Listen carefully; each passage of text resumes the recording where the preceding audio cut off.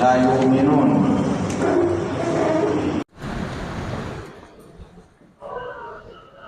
هغه کسان چې کفر کړی دی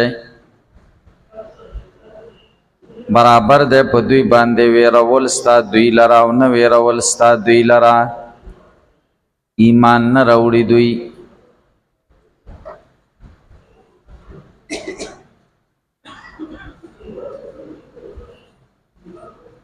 امام بیضاوی یو درې مباحث ذکر کوي. اول لا یؤمنون کې څلور ترکیبی احتمالات. لا یؤمنون دا جمله ترکیب کې څه واقع شوی دی کې بس څلور احتمالات ذکر کی.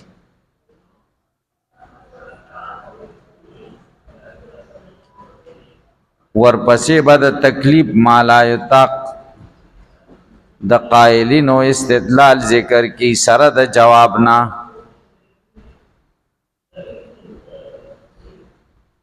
دریم دی یو اعتراض جواب او یو نقطه باخره کې بیان کی. اول بحث لا یؤمنون دا جمله ترکیب کې څه واقع شوی. سرور احتمال دی، یا جمله مفسره ده، دویم یا جمله مؤکده ده، دریم یا بدل ده د ما قبلنا، سلورم دا یا خبر ده د اینا.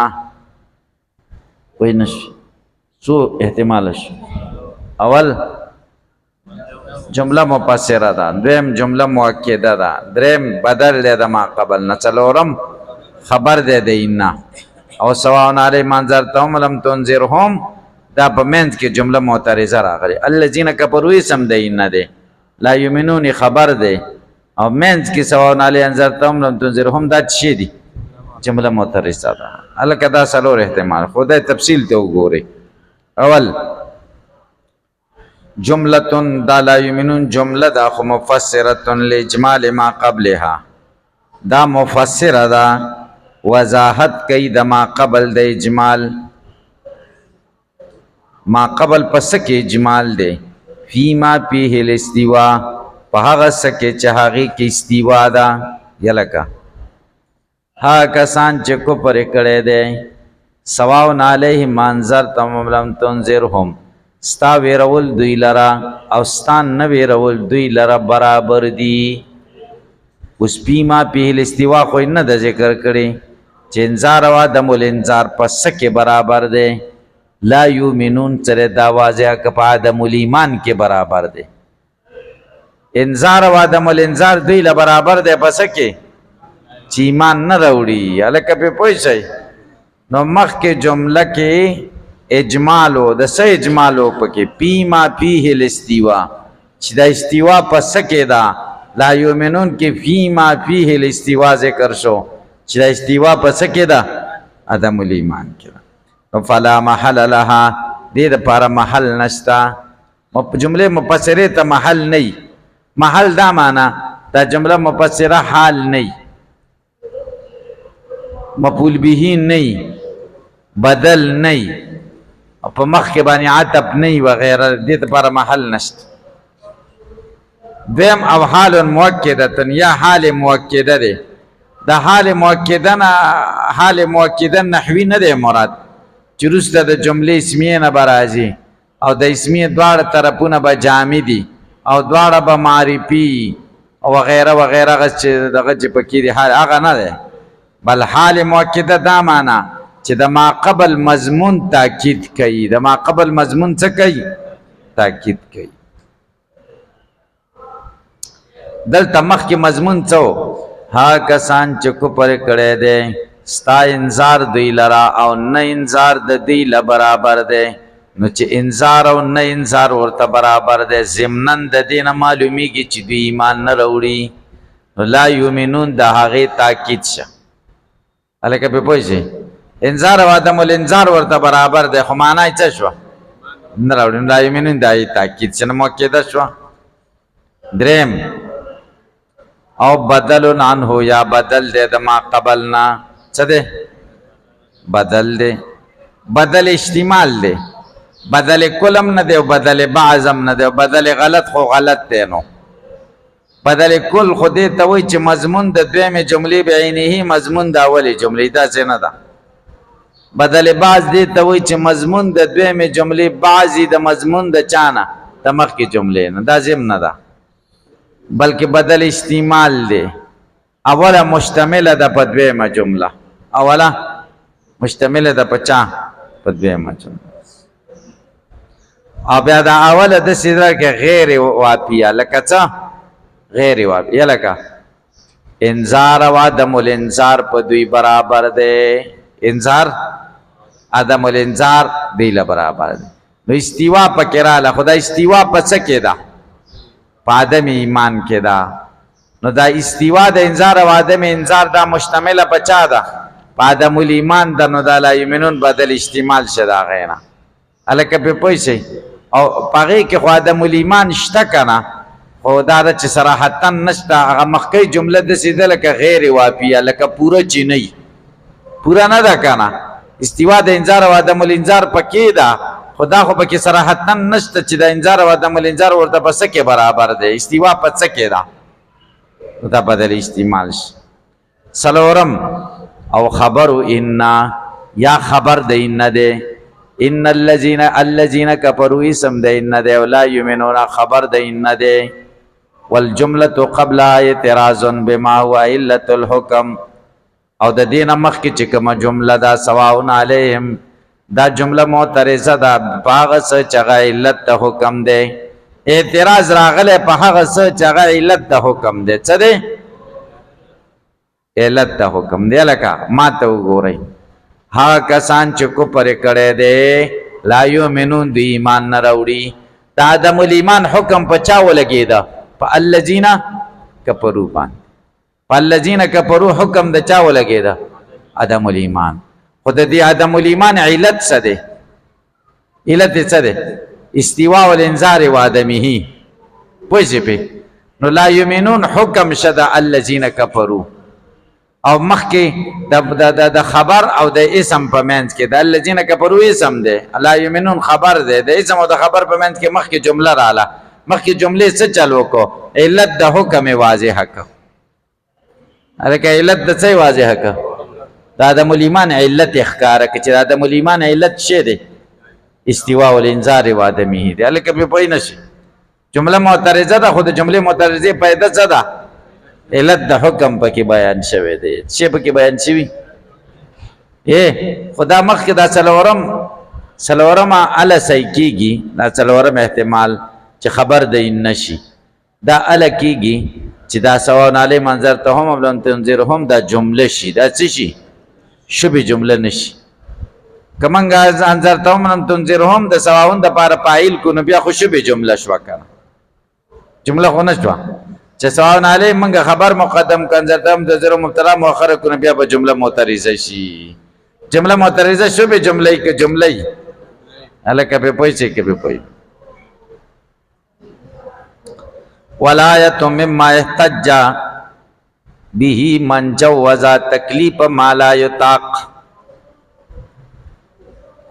الکه یو مساله د لګ ما ته وګورئ ممتنع په دوه قسمه ده یو ممتنع لذاته ده او یو ممتنع لغیره ده ممتنع لذاته ده ته وای هغه شی چې د ذات په اعتبار سره منع ده نشی راتله نشی موجود او ممتنع لغیره ده ته وای چې ذات په اعتبار سره خو ممکن ده خود غیر د وجه نه پکې امتناع راغلی دا محال والی پکې د څه د وجه نه راغلی هلکه ما ته لږ وګورئ چې پویم کم د ممتنع لذاتي مثال لکه اجتماع د نقیضینو اجتماع دا د ذات په اعتبار سره څه ده منع ده دې ته ممتنع لذاتي وایي څه ورته وایي ممتنع لذاتي صحیح ده ممتنع لغیره دې ته وایي چې ذات په اعتبار سره خو ممکن ای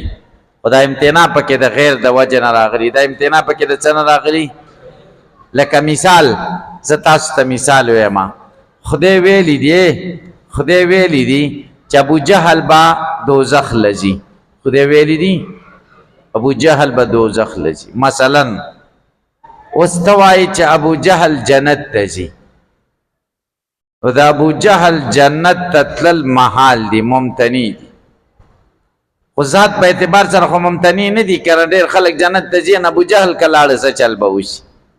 ذات په اعتبار سره خو ممتنی نه دي که نه. دا امتناع پکې د څه د وجې نه راغی؟ غیر څه دی چې خدای خبر ورکړی دی چې ابو جهل چیرته ځي؟ جهنم. که اوس جنت ته لاړ شي نو کذب به راشي په کلام د باري کې، او کذب په کلام د باري کې ممتنی دي. ابو جهل جنت ته تلل هم ممتنی دي. نو که ابو جهل جنت ته لاړ شي، د ابو جهل د جنت د تلو نه څه راځي؟ محال راځي. دا مستلزم دی چا لره؟ محال لره. او مستلزم الی المحال محالن. کوم شی چې امتناع لره مستلزم وي هغه ممتنی وي، نو د ابو جهل جنت ته تلل هم ممتنی شو. دې ته ممتنی لغیره وایي. هلکه پې پوه شئ. یا لکه خدای خبر ورکړی دی چې ابو جهل به ایمان نه راوړي. ابو جهل به و د ابو جهل ایمان راوړل ممتنی دي. ابو جهل ایمان راوړل د ذات په اعتبار سره خو ممکن دي که نه، ډېر خلک یې راوړي، نو ابو جهل دې هم راوړي که نه، نو خو ممتنی دي لغیره. ولې؟ ځکه خدای خبر ورکړی چې ابو جهل ایمان نه راوړي. که اوس ایمان راوړي نو کذب به راشي په کلام د باري کې، او کذب په کلام د باري کې ممتنع دی، نو د ابو جهل ایمان راوړل هم ممتنع شو. هلکه دې ته ممتنع لغیره وایي. هلکه فرق پکې څه دی؟ لږ فرق ته وګورئ چې تاسو په فرق پوه کړم. ممتنع لذاته کې قدرت نه وي، او ممتنع لغیره کې قدرت نه سلب کېږي، قدرتي. خدای خبر ورکړ چې ابو جهل ایمان نه راوړي، نو د ابو جهل نه د ایمان راوړلو قدرت سلب شوی که ورسره شته؟ قدرت خو ورسره شته که نه. او خدای وایي دا زدین اور او اوبه سره یو ځای که چې دواړه لغه کېږي، دا د چا په وسه ده؟ او خدای وایي داسې چل وکړه چې پلار زوی که او زوی پلار که، دا کېږي؟ دې سره قدرت دي؟ دې سره قدرت نه وي چې چا ته حکم وشي هغه له قدرت نه وي. او مطلب دا دی چې په ممتنع لغیره کې قدرت نه سلب کېږي، قدرت. دا خبره ستاسو ذهن لراله که نه؟ اوس دلته بعضې اشاعره او یو جمهور دي.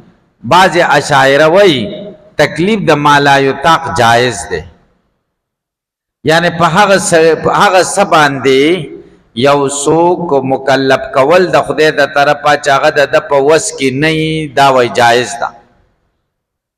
او جمهور وایي چې تکلیف بما لا یطاق جایز دی خو واقع نه دی. هلکه پې پوه نه شئ. نو ما ته وګورئ د جمهور رایه څه ده. جمهور وایي چې په ممتنع لذاتي باندې بنده مکلف کول دا جایز دي خو واقع نه دي. څه نه دي؟ او په ممتنع لغیره باندې مکلف کول جایز هم دي او واقع هم دي. دا د جمهور رایه ده. چا رایه ده؟ هلکه پې پوه شئ. بعضې اشاعره وایي چې تکلیف بما لا یطاق په دواړو جایز هم دی او واقع هم دی. جایز هم دی، واقع هم. هلکه تاسو پې پوه شئ. نو وروسته امام بیضاوي بیا محاکمه کوي. تاسو شرع قاید کې دا مسله ویلې ده خو درنه هیره ده، هیره ده درنه که نه ده درنه هیر. نو د بعضې اشاعره رایه داره چې تکلیف بما لا یطاق جایز دی، او د جمهور رایه داره چې تکلیف بما لا یطاق نه دی جایز. خو دې پکې محاکمه کوي. بیضاوي ډېره ښایسته محاکمه کوي. محاکمه داسې کوي چې تکلیف بما لا یطاق په ممتنع لذاته باندې جایز دی خو واقع نه دی، ځکه مونږ تتبع او استقرا وکړو چېرته هم نه دی پیدا کړی. او تکلیف بما لا یطاق په ممتنع لغیره باندې جایز هم دی او واقع هم دی. او زه درته ښیم هم وایي. نو دلته دا اشاعره په دې آیت دلیل نیولی دی لا یؤمنون. یا لکه خدای خبر ورکړی هغه کسان چې کفر کړی لا یؤمنون دوی ایمان نه راوړي. د الذین کفروا نه که ابو لهب، ابو جهل، عتبه، شیبه وغیره د یهودو عالمان مراد شي. کسان چې کفر کړي لا یؤمنون دوی ایمان نه راوړي. نو خدای خبر ورکړه پڅه چې دوی ایمان نه راوړي. و دوی مکلف په ایمان وکنو، نبی اسلام به دعوت ورکاو کنه ورکاو، نو مکلف بیل ایمان وکنه، او ایمان د دوی خو ممتنع دی کړ. ولې ممتنع دی؟ ځکه خدای خبر ورکړي چې ایمان نه راوړي. که ایمان راوړي نو د دې ایمان مستلزم کیږي محال لره چې هغه کذب په کلام د باری کې، او مستلزم ال المحال محال نو د دې ایمان څه دی؟ او بیا مرته خدای وایي چې امینو ایمان راوړي. دا تکلیف بما لا یطاق نشه نو څه شه هلکه په پیسې یو استدلال. دویم استدلال کچره خدای خبر ورکړي چې د ایمان نه راوړي، نو که ایمان چره راوړي نو دوی به په قرآن ایمان راوړي. ایمان به په قرآنی که بنئ په قرآن کې دا دی لا یؤمنون ایمان نه راوړي، نو دوی به ایمان راوړي په دې چې لا یؤمنون دوی ایمان نه راوړي. دا خو اجتماع د ضد دی نه شو پوه نشي. لا یؤمنون په قرآن کې شته که نشته؟ چې دوی ایمان راوړي نو ایمان به په څه راوړي؟ لا یؤمنون باندې به ایمان راوړي. لا یؤمنون کې وایي دوی ایمان نه راوړي، او ایمان راوړل دا معنی چې ایمان راوړل اجتماع د ضد دی نه راغلی. هلکه په پوه نه شوي نو دا بعضې اشعار نو معلومه شوه چې تکلیف بما لا یطاق جایز دی. ګوره ایمان راوړل د دوی محال دی او خدای بیا مکلف کړي دي. ګورئ والآیت آیت مما د هغې قبیلې نه دی احتج بی دلیل نیولی دی پدې من هغه چا جوزا چې جایز کړی دی تکلیف د هغه څه لا یطاق چې په طاقت کې نه. دا بعض اشاعرو په دلیل نیولې د دوه وجونا یو وجه اوله وجه فإنه سبحانه دی الله تعالی اخبر خبر ورکړی انهم د دینا بانهم لا یؤمنون چې د ایمان نه راوړي و امرهم بالایمان یو امر ورته کړی دی په ایمان. فلو آمنو که دوی ایمان راوړي انقلب خبره کذبا و بګرځي خبر د الله تعالی دروغ، او خبر د الله تعالی دروغ کېدل دا محال دی، نو د دوی ایمان هم محال دی او بیا هم مکلف دی په ایمان، نو دا مکلف بما لا یطاق شو. دا یو طریقه ده شوه. دویمه طریقه وشمول ایمانهم او د دوی ایمان به شاملي الایمان ایمان لرلو را بانهم لا یؤمنون چې د ایمان نه راوړي په اجتماع ضدانې دواړه ضدونه به جمع شي. که دوی ایمان راوړي نو د دې ایمان به شاملي چاته؟ لا یؤمنون ته. نو لا یؤمنون کې اخبار ده چې ایمان نه راوړي او بهر ایمان راوړو، نو ایمان د دې مشتمل څه چا لره؟ لا یؤمنون لره. دا اجتماع د ضدانو نه دي. نو څه دي؟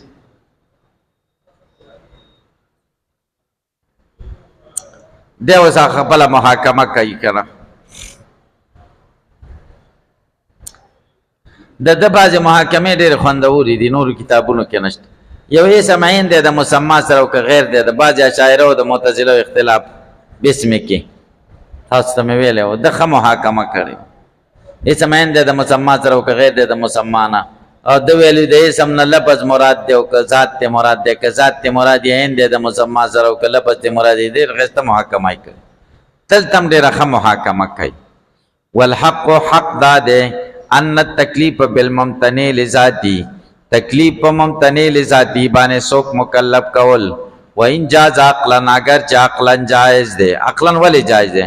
من حیث د دې حیثیت نه ان الاحکام لا یستدعی غرضا، احکام غرض نه غواړي. سیما خاص کله الامتثال و مننا. یې لکه د خدای تاسو ویلي دي چې احکام د الله تعالی معلل بالاغراض نه دي، غرض پکې نه. نو ممتنع لذاتی باندې خدای بنده مکلف کولی شي، ځکه چې بنده مکلم که دا حکم خداوندی شه که نه، هلکه دا کار وکړه. او حکم خداوندی کې خو غرض نه وي که نه چې دی وکړي یا یې ونه کړي. د وکړي او نه کړي سره خو هېڅ کار نشته که. نو یو شی محال دی او یو شی ممتنع دی. که ته وایې چې نه د خدای حکم د دې غرض شته چې هغه کول دي، امتثال کول دي، نو دا خو د خدای فعل بیا معلل بالغرض شه که نه، او فعل د الله تعالی معلل بالاغراض نه، غرض پکې نشته. حکم ورته خدای کوي او غرض یې پکې نشته چې دی کولی شي او که نه شي کولی. که چېرته کول پکې راشي چې نه داسې شي باندې به ورته حکم کوم چې هغه دی کولی شي، نو بیا خو الله تعالی فعل معلل بالاغراض غرض پکې راغلی که نه. امتثال مننې ته وایي کولو ته. ګورئ د دې حیثیت نه چې احکام تقاضا د غرض نه کوي، سیما خاص کر الامتصال د کولو چې د کولې شي لکنه غیر واقع لیکن تکلیف بالممتنع لذاته واقع نه دی للاستقراء د تتبع د تلاش د وجه مونږ بلا تتبع او تلاشونه کړی دي مونږ د شنو دی پیدا کړی چې په ممتنع لذاته باندې د خدای څوک مکلف کړي الکه دا بل خبره وز ممتنع لغیره دا جائز دی واقع دی والاخبار او خبر ورکول بوقوع شی و آدمی چې دا شی به واقع کیږي یا به نه واقع کیږي لا ينفي القدرت علی دا نه پی کوي قدرت په دې شی باندې الکه نه دا ممتنع لغیره شو دا جایز دی ځکه خدای خبر ورکړی دی د څه چې دا کار به کیږي یا به نه کیږي نو د دې سره خو چې چاته حکم کړی دی دغه قدرت نه سلب کیږي قدرت یې سلب شو نو چې قدرت ور سره شته نو تکلیف خو په مکلف کېدل خو په قدرت نو قدرت چې ور سره شته نو خبر خلاص شو الکه د دې دوه مثالونه چې خدای په یو شی په واقع کېدل او یا په نه واقع کېدل خبر ورکې دې سره قدرت نه لري کیږي که اخباری تعالی اما یفعلوا لك خدای خبر ورکول دا غڅ یفعلوا چې خدای سکي خدای خبر ورکې ما ته وګورئ خدای خبر ورکې چې دا مؤمنان به جنت ته بوزم خدای خبر ورکو نو خدای قدرت لري چې دوزخ له بوزي کني لري تاسو نه تاسو کو لري اوس کوای چې نه د خدای قدرت ختم شه خدای خبر ورکړي چې چیرته بوزم جنت ته نو د دوزخ لو قدرت ختم شه ولی ځکه که دوزخ ته بوزي کذب راځي کذب نه کذب راځي په کلام د چا کې باریکی او کذب په کلام د باریکی ممتنع ده لہذا د دوزخ تتلل د مؤمنانو دا ممتنع دی او د خدای قدرت نشته الکه ټیک د ممتنع دی خدای امتناع لغیره د چې کذب په کلام د باریکی راځي خود دې امتناع لغیره د وجه نه خدای قدرت نه ختم شوی چې خدای قدرت نه لري الکه ممتنع لغیره سره قدرت نه ختمي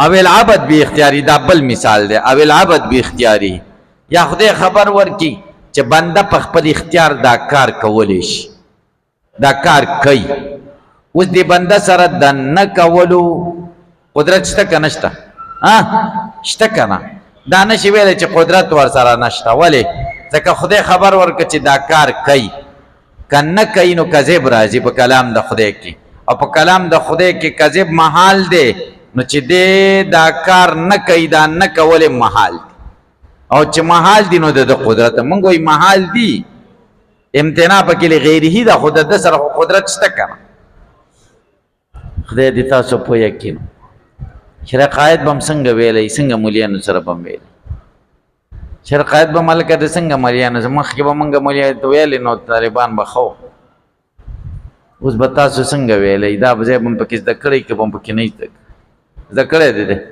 پوه شي چې قائد دې چا نه ویل پوه شوې په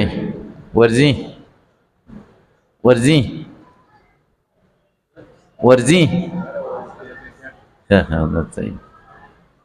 تاسو په پوه شئ کې په پوه نه شئ نو ګورئ تکلیف بما لا یطاق یعنی مکلف کول بنده په هغه څه چې هغه ممتنع لغیره وي د هغې څخه قدرت نه سلب کېږي و چې ابو جهل ته خدای وایي چې ایمان راوړه نو د هغه ایمان راوړل ټیک د ممتنع لغیره دي خو چې د امتناع لغیره د وجې نه د ابو جهل د ایمان راوړلو قدرت ختم شوی که شته نو د دغه قدرت د وجې نه ورته خدای وایي چې امینو ایمان راوړه کنه قدرت ورسره دی کنه که قدرت ورسره نه وي نو بیا امینو ویل داسې شو لکه د ستنې ته وایي ایمان راوړه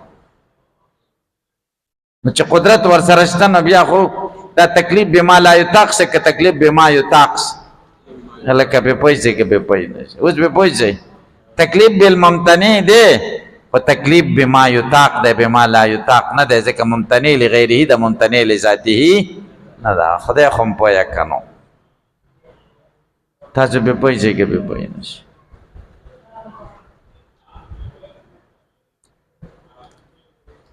و فائدۃ الانذار بعد العلم بانه لا ينجو. اوس اعتراض دی، اعتراض دار چې خدای پوهیږي چې انذار او عدم الانذار دی له څه فایده نه کوي، نو به نبی علیہ السلام انذار سره کوي، تکلیف ځان سره تکلیف. خدای خبره ورکړه چې لا یمنون، بیا به نبی علیہ السلام قرار ناس نو دی له دعوت سره ورکاو، انذار یې سره کاو. وینا د انذار یو درې فائدې دي دوی چې ایمان نه راوړي، بالکل دې نه راوړي. ګورئ وفائدۃ الانذار، فائدہ د انذار بعد العلم پس د علمنا بانه لا ينجو چې فائدہ نه کوي. اوله فائدہ دا ده الزام الحجت، په دوی باندې د حجت اتمام دی چې سبا لونه وای چې ما جاءنا من بشیر ولا نذیر، مونږ ته بشیر او نذیر نه راغله، یو خدا فائدہ شو. دویم وحیازت رسول الله صلی الله علیه وسلم، بل پیدا پکې را جمع کول دی نبی علیہ السلام لرا فضل الابلاغ، فضیلت د انذار د دین رسول فضیلت. ولذالک دی وجنا قال نبی الله فرمایل سواء علیہم، دوی لستا انذار او عدم انذار برابر دی. ولم یقل دسی ونویل سواء علیک تا ته برابر دی، تا ته برابر دی، دسی ونویل چې انذار او عدم انذار تا ته برابر دی. نبی علیہ السلام له برابر نه دی کنه، نبی علیہ السلام له په انذار کې فائدہ ده او په عدم الانذار کې فائدہ نشته. نو چې انذار او عدم انذار برابر دی، چاله برابر دی؟ کافرانو له برابر. کما قال لعبادة الاصنام، لکه عابدانو د بوتانو ته ویلي سواء علیکم، برابر ده پتا سو دعوتموهم، که تاسو دا بوتان را بلئ، امنتم صامتون، که تاسو خاموش شئ، بوتان درته پیدا نه کوي. دا برابر مخاطبینو ته، عابدانو د بوتانو ته وایي د بوتانو عبادت کوونکو، که کوي که نه کوي تاسو ته څه فایده نه درکوي. دا فایده او نه پیدا چا ته؟ مخاطبینو ته. او دلته پیدا او نه پیدا کافرانو ته. او نبی علیہ السلام ته خو به هر حال پیدا ده، د انذار پیدا شته که. نو چې دعوت کې او خلکو له بیان کې په صحیح نیت سره، دا به نه وایي مړه به زه ستړی شوم، دا خلک عمل نه کوي. بعضې ملیان ستړي شي که نه، مړه بس وایي خلک عمل نه کوي. هلکه خلک دې سره عمل نه کوي، ته څه کوې؟ عمل سره ستا څه کار دی؟ عمل د خدای کار دی که ستا کار دی؟ هغوی به درته د عمل توفیق ورکول خو د خدای کار دی، ته څه کوه؟ بیان کوه. علیک البلاغ و علینا الحساب. نبی علیہ السلام ته خدای څه وایي؟ پتا دین رسول دی حساب په مان دی، او بیا ورته مان تعلیم بمسیطر، ته خو به دوی جبر کوونکی نه چې په زوره پې عمل وکړي، بس صرف دین رسوه. او انک لا تهدی من احببت، او هدایت ستا کار نه دی هغه چا ته چې ستا خوښه. هدایت د چا کار دی؟ الله کار دی، بس ته به صرف بیان کړي. وفي الآية إخبار بالغيب، وفي آيات کې اخبار بالغیب دی، علامه پاغه څه هو به چا حال به پدې دی، یلکا خبردارې په غیب ور کوي په هغه څه چې هغه به پدې حالت دی. چې ان اريد بالموصول که مراد په موصول سره اشخاص بیا یعنی هم شي، شخصیتونه معلوم شي، او بیا غوي په کفر کې مړ شو. په هي من المعجزات، نو د آیت د معجزات نه دی. کوم خلکو نه چې خبر ورکړو په کفر مړ شو کنه، کله موصول نه مراد معلوم خلق شي پوه شي، او هغه په ایمان شي، هدایت معجزه شو کنه. نبی اسلام مخکې خبر ورکړ چې د کافرانو به مړ کېږي، هیڅ کافرانو دا لاسه کې چې نبی علیہ السلام چې بدر لته او په لاره کې صحابه کېنول، ورته ویل ما ته خدای د ابو جهل او د عتبه او د شیبه او د پلانکي او د پلانکي د مرګ ځای نه راښودي. چې بدر له ورسېده بس هغه میدان کې چې جنگ وشو، تاسو که څوک عمرې رتلي لیدلي، ما 2023 کې ولیده، او بس کویې هم پکې دی که نه، هغه خو یې اوس بند کړی دی که نه، چې دغه پکې پراته دي. او د نبی جګ ځای و جومات دی، شاندار جومات دی، مسجد العریش زبردست جومات دی. هغه کې د نبی علیہ السلام دپاره داسې سوری غوندې سفر جوړ کړی و، نبی علیہ السلام پکې و. نبی علیہ السلام کوز شو او ځای دغه که وایي دا د ابوجهل د مرګ ځای دی، او دا د پلانکي دی، او دا د پلانکي دی، او دلته به پلانکی مړ کېږي. او سبا له جنګ ونښته، او چې جنگ خلاص شو بیا همدغه کافران په مخکو ځایونو کې پراته و چې کوم نبی علیہ السلام ښودلي. دیتا معجزات وی معجزات. معجزه د اسم فاعل صیغه ده. عاجزه کون کې غیر لره د اتیان بالمثل نه. معجزه هغه خارق العادت کار ته وی چې نور خلق د هغې د مثل راوړلو نه عاجز وي. او دا معجزه د چا کار دی؟ دا به د چا نه صادرېږي؟ د مدعي د نبوت نه. د چا نه به صادرېږي؟ نبوت نه. او هر مدعي د نبوت ته خدای معجزات ورکړي دي او معجزات یې داسې ورکړي دي چې د هغه وخت مناسب دي. څه دي؟ د موسی علیه السلام زمانه کې نو مطلب دا دی چې موسی علیه السلام ته کومه معجزه ورکړه؟ لاس به ښکته کړه چې په دې خر کې چې راوبه ویسته د انور په شانې به پړقېده، بیا به چې دننه کې بیا به لاس امسا به چې وغورځوله اجدها به ترې جوړ شو، خلق به ترې تښتېدل. صحیح ده. او فرعون ورپسې دی او په سیند کې چې کوم دی 12 لارې جوړې شي، دوی پې پرېوتل او هغه خنزیران پکې غرق شي. دا معجزه وه. عیسی علیه السلام زمانه کې ډاکټري او علاجونه او حکیمي او دا شیونه ډېر. خدای داسې معجزه ورکړله چې حکیمان یې نشي کولی. برګي به یې جوړول، برګ به و که نه برس مرض، لاس به مړي به یې را ژوندي کول، ړانده باندې به یې لاس راښ کړه، مور نه بډون پیدا و، سترګې به یې شوې، بس بیا به یې ټوپونه شروع کړه. صحیح ده. دا معجزه د زموږ پیغمبر صلی الله علیه وسلم ته هم خدای معجزات، د بني اسرائیلو د پیغمبرانو دا معجزات چې موږ له را رسېدلي دي هغه موږ منو چې قرآن او صحیح احادیثو کې، او کم اسرائیلي روایاتو کې چې د دې د پیغمبرانو معجزات دي د هغې موږ نه تصدیق کوو نه تکذیب کوو. ټول 28 معجزات د دوی موږ ته را رسېدلي دي، د بني اسرائیلو د پیغمبرانو څو 28 معجزات. د عیسی علیه السلام ټول 60 معجزات قرآن او صحیح احادیثو کې ذکر دي. څو 60 معجزات. او زموږ پیغمبر ته وګورئ چې دله څومره معجزات خدای ورکړي. یو عالم تیر شوی دی، مسلم شارح دی علامه نووي، هغه وایي رسول الله صلی الله علیه وسلم ته 1000 معجزات خدای ورکړي. څو 1000 معجزات. یو بل محدث او عالم تیر شوی دی امام بیهقي، هغه وایي رسول الله صلی الله علیه وسلم ته 1200 یعنی 1200 معجزات خدای ورکړي. بعض عالمان وایي نبی علیہ السلام ته 3000 معجزات خدای ورکړي. د معجزات باندې مستقل کتابونه لیکلي، امام سیوطي خصائص کبرا لیکلی دی، 1000 معجزات پکې د نبی علیہ السلام ذکر کړي. دا معجزه دا پلان کې و صحیح سند. او امام بیهقي او ابو نعیم کتابونه لیکلي دلائل النبوه. تاسو ته کتابونو کې راشي، مشکات شریف کې هم راځي باب علامات النبوت فی الاسلام، علامات نبوت. معجزات هم پکې راځي، دا بابونه دي په هر کتاب کې د حدیثو، خو مستقل کتابونه په دې عالمانو لیکلي دي. او خو صحیح خبره ده چې د نبی کریم صلی الله علیه وسلم معجزات دا د شمیر نه بهر دي، ځکه د نبی اسلام د ژوند هر اړخ معجزه وه. یقین په خدای وکړه چې معجزه وه. موږ له ژوندۍ معجزه چې اوسه پورې پاتې ده، یو علمي معجزه یو عملي معجزه. د نورو پیغمبرانو معجزې عملي وي، او زموږ د پیغمبر صلی الله علیه وسلم عملي معجزات هم علمي مو، ځکه دا امت زیرکه دی، دی ته علمي معجزات پکار دی. هغه خو خمقلو بني اسرائیل خو ډېر ساده خلک وو، 400 کاله غلامي تېره کړې وه، ټول ژوند یې غلامۍ کې تېر کړی. د هغوی ذهنونه ټول دغه وو، نو هغوی له به یې ښکاره امسا ګزاره کو، لاس ورته ښکاره کو، طوفان راولو، چندخان والجراد والقمل والضفادع والدم آیات مفصلات دا ورته که. او زمونږ امت دپاره قرآن معجزه ده. یا خدای خبر ورکړی دی که نه؟ فإن لم تفعلوا ولن تفعلوا او پاتو بعشر سور مثله مفتریات او پاتو بسورة من مثله، دا چیلنجونه دي که نه؟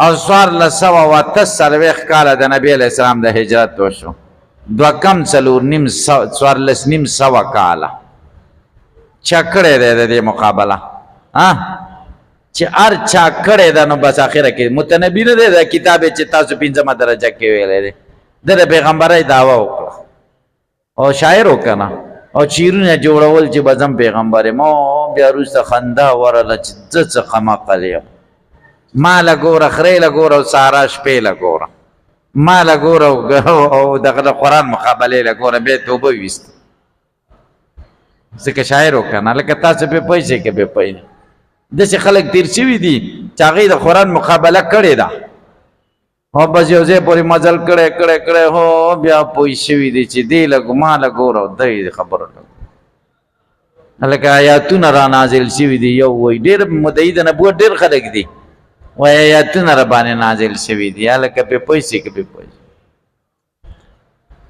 د قرآن کریم مقابله نه ده شوې او زمونږ ایمان دی چې قیامته پورې آخري انسان راځي هم دا به په سترګو ونه ګوري چې د قرآن مقابله څوک کوي الحمدلله داسې کتاب خدای موږ له راکړی یقین وکړه چې د علم ټول علمونه دي پکې موږ هسې د نورو کتابونو پسې نښتي یو علومو کې فنونو کې یعنی چې دا څومره فنون په دې نورو کتابونو کې وایي دا ټول قرآن کې تطبیقېږي یقین وکړه مزه پکې کوي چې سړی پکې ورننوځي که نه ځکه چې دا د خدای د لامحدود علم یو اثر دی او دا نور کتابونه خو څه دي د داسې چا کتابونه دي چې د هغې علم متناهي دی او دا د داسې علم اثر دی چې هغه غیر متناهي دی هلکه پې پوه شئ غیر متناهي علوم یو اثر دی نو ګورئ ان اريد بالموصول که چاته مراد په